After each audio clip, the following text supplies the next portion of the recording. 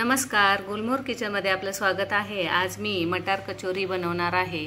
खूप छान टेस्टी आणि मऊसूत अशी ही खुसखुशीत होते। नक्की एकदा बनवा। आता सध्या मटारचा सीजन आहे तर करायला काहीच हरकत नाही। हे पाहू शकता तुम्ही, एकदम टम्म फुगलेली आणि एकदम मऊ खुसखुशीत अशी ही कचोरी झालेली आहे। हे पहा, एकदम छान होते। नक्की करा।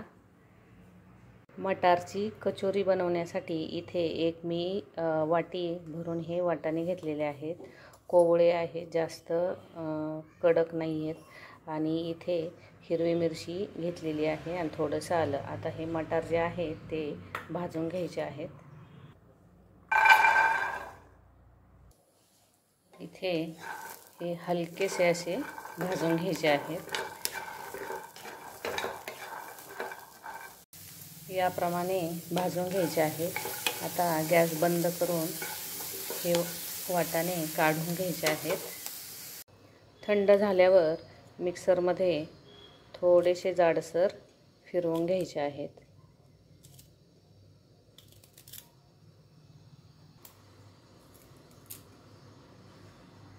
त्यासाठी इथे धने, मिरे, जिरे आणि थोडीशी बडीशेप इथे घ्यायची आहे। कच्चीच घ्यायची आहे, न भाजता, कारण ती फोडणीमध्ये घालायची आहे। आता हे सर्व जाडसर कुटून घ्यायचं आहे। खूप बारीकही नको, थोडंसं जाडसर कुटून घ्यायचं आहे। हे पहा, या प्रकारे झिरोवर एक दोनदा फक्त फिरवून घ्यायचं आहे। आता यामध्ये थोडंसं तेल घालायचं आहे। तेलामध्ये थोडेसे जिरे घालायचे आहेत, हळद, थोडंसं लाल तिखट, त्यानंतर हे कुटलेलं सर्व घालायचं आहे। गॅस हा बारीकच ठेवायचा आहे। सर्व व्यवस्थित परतून घ्यायचं आहे।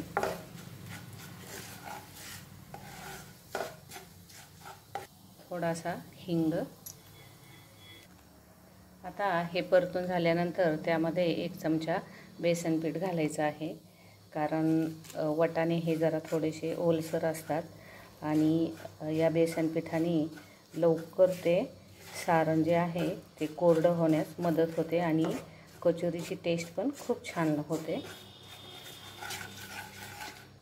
बेसन पीठ भाजल्यानंतर त्यामध्ये थोडीशी कोथिंबीर घालायची आहे।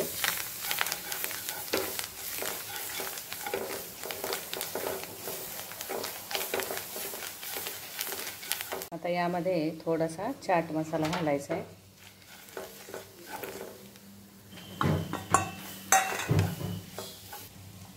चवीनुसार मीठ घालायचे। एकदम कोरडं होईपर्यंत हलवायचे। गॅस बारीक ठेवायचा आहे। अर्धा चमचा गरम मसाला वरून घालायचा आहे। इथे हे सारण एकदम कोरडं झालेलं आहे। आता गॅस बंद करायचा आहे आणि एका डिशमध्ये हे काढून घ्यायचं आहे। इथे 1 वाटी हा मैदा घेतलेला आहे आणि 1 वाटी कणिक घ्यायचं आहे।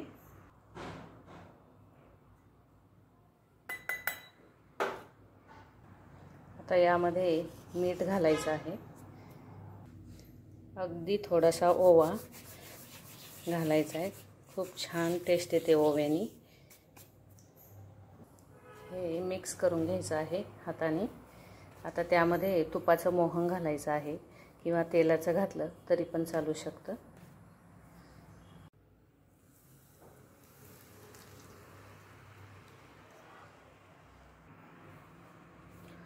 पिठाचा मुटका वळेल एवढं मोहन त्यामध्ये घालायचं आहे, म्हणजे कचोरी ही खूप खुसखुशीत अशी होते। तूप सगळ्या पिठाला लागेल असं चोळून घ्यायचं आहे आणि हे पहा, असा मुटका वळाला पाहिजे। आता हळूहळू त्यामध्ये पाणी घालायचं आहे। जास्त मऊ मळायचं नाही आहे। म्हणजे जास्त पाण्याचा वापर इथे करायचा नाही. थोडंसं घट्ट पीठ मळून घ्यायचं. हे पहा, याप्रमाणे हे पीठ मळून घ्यायचं आहे आणि 15 ते 20 मिनिट झाकून ठेवायचं आहे. हे पहा, हे सगळं मिश्रण हे थंड झालेलं आहे आणि आता याचे छोटे छोटे गोळे बनवायचे आहेत. या पद्धतीने हे पहा, या प्रकारे सर्व गोळे हे बनवून घ्यायचे आहेत. आता कचोऱ्या बनवायला सुरुवात करायची आहे. आता हे पीठ जे आहे ते परत एकदा असं हाताने मऊ करून घ्यायचं आहे.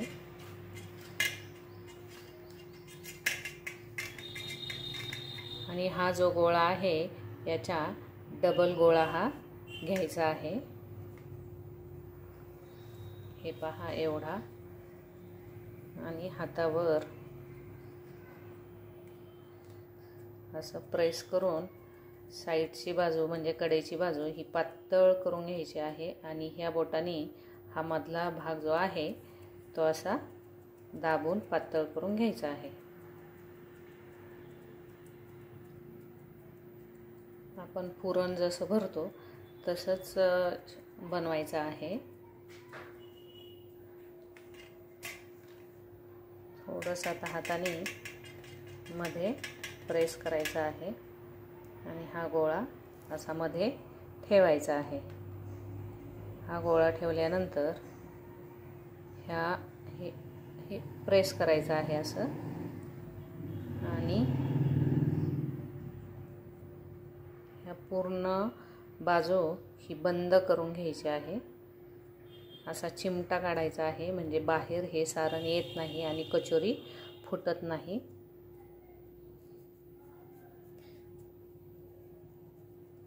व्यवस्थित असं दाबून घ्यायचं आहे.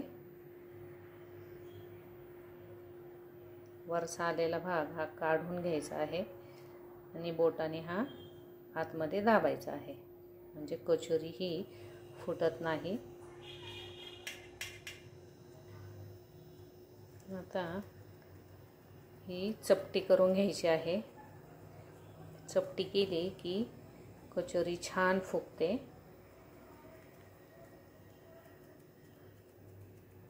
याप्रमाणे सर्व बाजूनी हे जे सारण आहे ते बोटाने असं पसरवायचं आहे, पसरवून द्यायचं आहे. हे पहा, या प्रकारे या कचोऱ्या सर्व बनवून घ्यायच्या आहेत. कचोरी याही पद्धतीने करू शकता.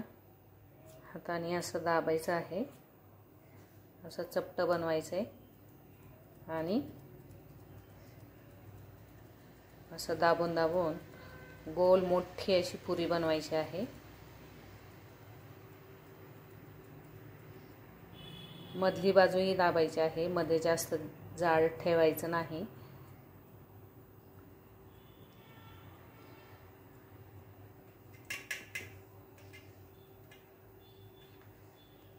आता हा गोळा यामध्ये घालायचा आहे आणि सर्व बाजू ह्या बंद करून घ्यायच्या आहेत. मोदकाला जसा आकार देतो तसा आकार याला द्यायचा आहे आणि ह्या बोटाने असं दाबून घ्यायचं आहे.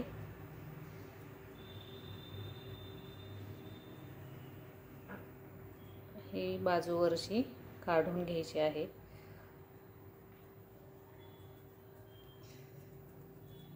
व्यवस्थित असं प्रेस करून घ्यायचं आहे. या पद्धतीने बनवली तरी पण चालू शकते.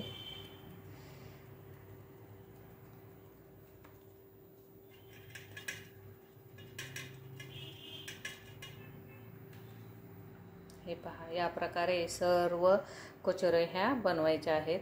इथे तेल एकदम कडक तापून द्यायचं नाहीये. एकदम कोमट असं हाताला असं गरम लागलं की त्यामध्ये कचोरी सोडायची आहे.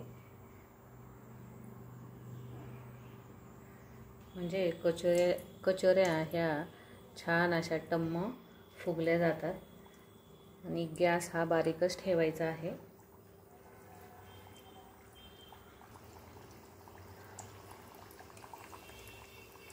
एका वेळेस 4 कचोऱ्या मी तळून घेणार आहे। आता थोड्याशा अशा हलवायच्या आहेत।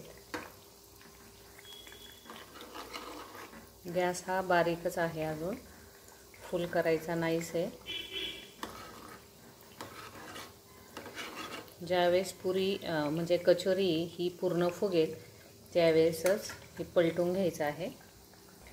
हे पहा, या सर्व कचोऱ्या या फुगलेल्या आहेत आणि आता या फुगल्यानंतर ह्या पलटी करायच्या आहेत।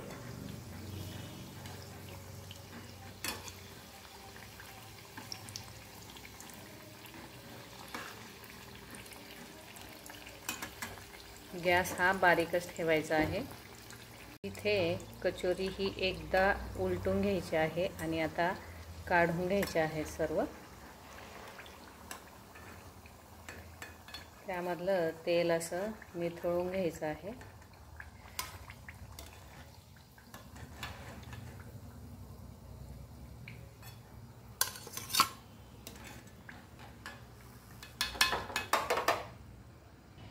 हे पाहू शकता तुम्ही, किती मस्त असा कलर आलेला आहे।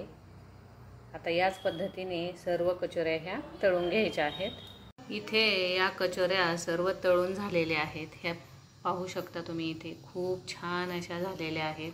हा व्हिडिओ तुम्हाला जर आवडला असेल तर लाईक, शेअर, कमेंट आणि सबस्क्राईब करायला विसरू नका।